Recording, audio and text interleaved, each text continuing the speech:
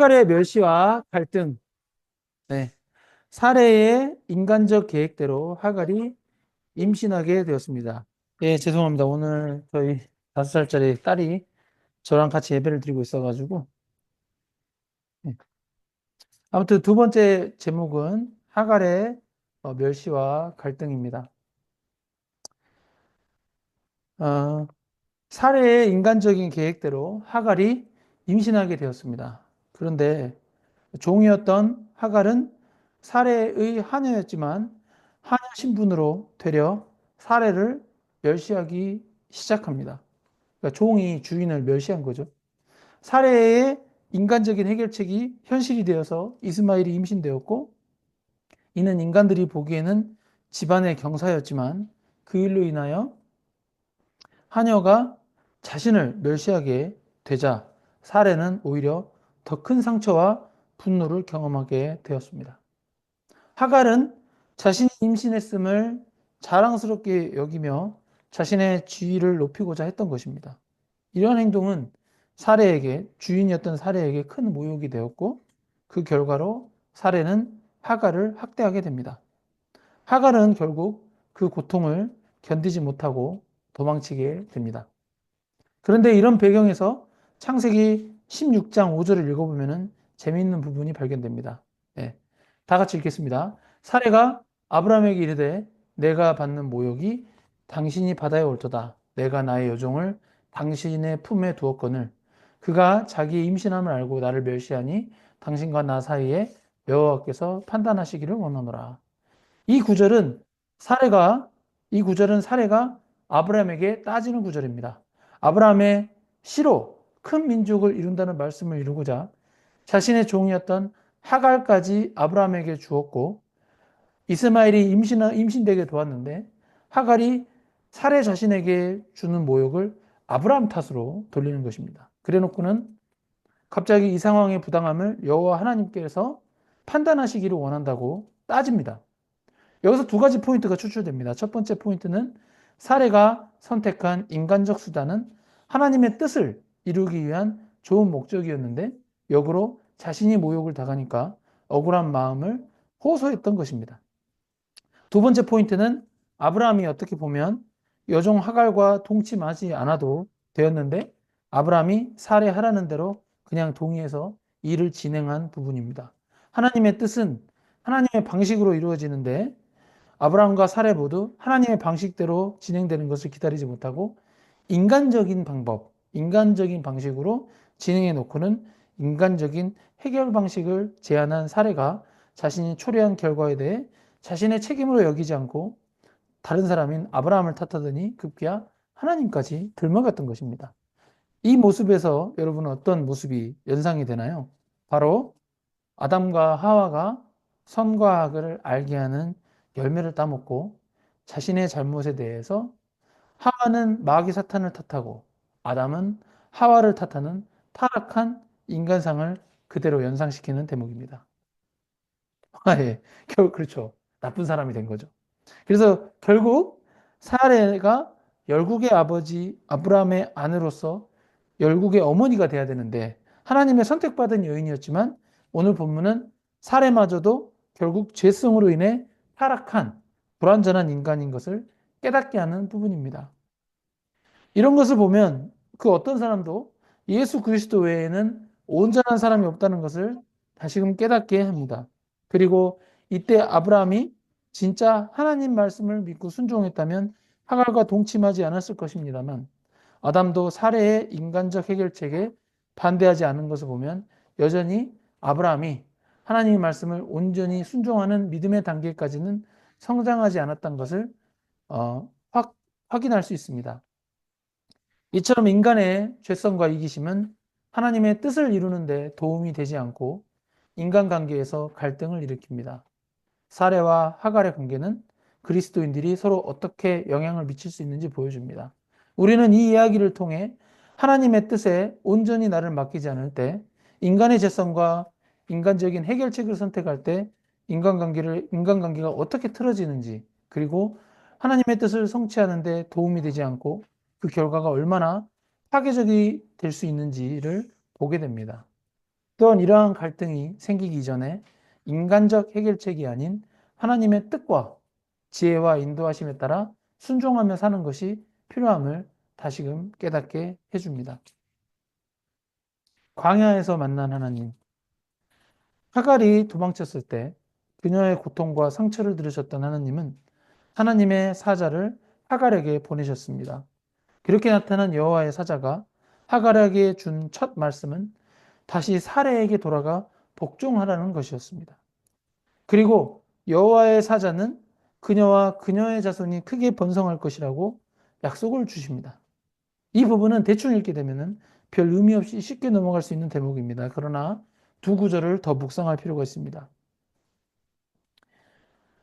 여호와의 사자가 그에게 이르되 내 여주인에게로 돌아가서 그 수하에 복종하라.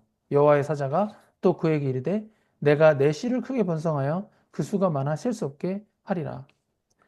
그를 창세기 16장 9절은 여호와의 사자가 하갈에게 여주인 사레에게 돌아가서 사레에게 복종하라고 말씀하십니다.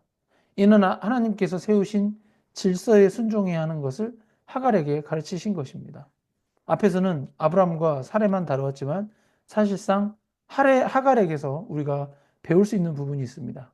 애굽 사람인 하갈은 어디까지나 여종으로서 사레에게 복종을 해야 했습니다. 이는 하나님께서 세우신 질서에 따라 사는 삶의 자세가 필요했으나 하갈은 사레가 하지 못한 임신을 하게 되자 어느덧 자기 마음 안에 자신의 주인보다 자신이 더 낫다는 생각이 들었기 때문에 사례를 멸시했던 것입니다. 그만큼 임신이라는 것은 당시 여성의 가장 중요한 역할이었는데 그 역할을 해냈으니 우쭐할 수밖에 없었던 것이죠. 그러나 임신했다고 해서 그의 여종의 신분이 주인으로 바뀌는 것은 아니었던 것이죠. 하갈이 주인이었던 사례를 멸시함으로써 하나님의 질서를 흔들었기 때문에 사례는 그런 하갈을 학대하는 현상으로 나타났고 그 학대로 인하여 하갈은 아브라함의 집에서 도망하는 결과를 낳았습니다. 이런 하갈이 임신한 몸으로 광야로 도망하게 되었으니 스스로 얼마나 처량했겠습니까? 그러나 그런 하갈에게 하나님은 주인의 집으로 돌아가 복종하라는 말씀을 주셨습니다. 이 말씀은 우리 그리스도인들에게도 중요한 교훈을 줍니다. 우리가 삶 가운데 남들보다 어떤 뛰어난 것을 얻었을 때 이를 하나님이 주신 것으로 인정하면서 겸손해야 하는데 겸손한 마음을 유지하지 못하고 하나님이 세우신 질서를 순종하지 않을 경우 광야와 같은 삶의 고통과 고난 가운데 처할 수 있음을 깨달아야 하겠습니다. 예. 그래서 한편 창세기 16장 10절은 참 독특한 구절입니다. 내가 내 씨를 크게 번성하여 그 수가 많아 셀 수 없게 하리라 라고 애굽 여인 하갈에게 여호와의 사자가 말씀하였기 때문에 독특합니다. 그렇다면 이 구절은 어떤 구절이 연상이 되나요? 네, 창세기 15장 5절입니다. 그를 이끌고 밖으로 나가 이르시되 하나를 우러러 무뼈를 셀 수 있나 보라. 또 그에게 이르시되 내 자손이 이와 같으리라. 그렇습니다. 16장 바로 앞장인 창세기 15장에서 여호와 하나님이 아브라함에게 하신 축복의 맹세였는데 그 맹세가 하갈에게도 적용된 것입니다. 왜냐하면은 하갈의 난자에 들어간 정자, 아기 씨가 결국 바로 그 아브라함의 정자이기 때문입니다. 다시 말해서 하나님께서 아브라함에게 하신 창세기 15장 5절에 하나님께서 아브라함에게 하신 맹세이기 때문에 그 말씀대로 하갈에 낳은 이스마엘도 동일한 하나님의 말씀이 적용되는 것입니다. 이 하나님의 맹세가 확고한 것이 하갈은 이스라엘 백성도 아니고 이방인인 애굽 여인임에도 불구하고 이 말씀은 그대로 적용되었다는 것을 주목해야 합니다. 단순히 하갈이 임신을 해서 광야에서 오갈 것 없는 여인이었는데 그 여인의 처지가 처량하여 아들이 주어진 것이 아니라는 것입니다. 아멘? 예. 여호와의 사자가 또 그에게 이르되 내가 임신하였은즉 아들을 낳으리니 그 이름을 이스마엘이라 하라. 이는 여호와께서 내 고통을 들으셨음이니라. 이스마엘은 여호와께서 들으셨다는 의미로 하갈의 고통과 외로움을 하나님이 들으셨음을 의미합니다. 창세기 16장 11절을 보면은 하나님께서 하갈을 불쌍히 여기셔서 그녀의 자손이 많게 될 것이라고 읽힐 수 있는데 절대로 그렇게 읽어서는 안 되기 때문에 제가 굳이 창세기 16장 11절을 읽어드린 것입니다. 창세기 16장 11절은 순수상 창세기 16장 9절과 10절의 다음 구절이라는 것에 주의하여 읽어야 합니다. 결국 하나님은 창세기 16장 9절에서 사레와 하갈의 주종 관계를 하나님이 세우신 질서로서 하갈에게 가르쳐 주신 것이고 10절에서는 하나님이 아브라함에게 창세기 15장 5절에서 말씀하신 아브라함의 자손이 별처럼 많아진다는 그 말씀이 하갈 또한 아브라함의 씨를 받아 이스마엘을 낳았으므로 아브라함의 자손이 별처럼 많아진다는 하나님의 맹세가 여기서도 유효하게 이루어진다는 것을 언급합니다. 그리고 비로소 11절에서 그 아들의 이름을 이스마엘이라고 지어준 것입니다. 그리고 이 아들의 이름의 의미는 하나님이 하갈의 고통을 들으셨다는 관점에서 하나님이 들으심이란 뜻을 가진 이스마엘이라고 불리게 된 것입니다. 하나님은 우리가 어디에 있든지 우리의 고통을 보고 들으시는 분입니다.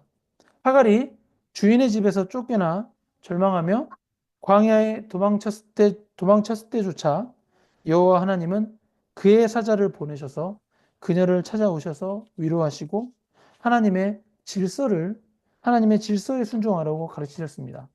비록 하갈은 이방인인 애굽 여인이었지만 어쨌든 아브라함의 집이라는 믿음의 공동체 안에서 살아가는 여종이었기 때문에 하나님 나라 안에 존재하는 여종이었습니다. 그리고 이런 이방인인 여종마저도 하나님이 그 사자를 보내어 인도하시는 그 사랑과 은혜를 보면은 우리는 종종 삶의 어려움 속에서 하나님께 버림받았다고 느낄 수 있지만 하나님은 결코 우리를 버리지 않으신다는 확신을 갖게 하는 대목입니다. 하나님은 우리가 인생의 고난과 고통 가운데 있게 되면 이를 지나치지 않으시고 우리의 고통을 들으시는 하나님이심을 깨닫게 합니다. 그리고 그러한 고통 가운데 있던 하갈에게 여호와의 사자를 보내어 여호와의 약속의 말씀과 어떻게 살아야 한다는 가르침을 주시는 것을 보면 우리도 고통 가운데 있을 때 하나님께서 우리에게 하나님의 말씀으로 어떻게 살아야 하는지 가르쳐 주시고 예수 그리스도를 통해 우리를 구원하시겠다는 하나님의 약속의 말씀으로 맹세를 하시는 분이라는 것을 깨닫게 합니다.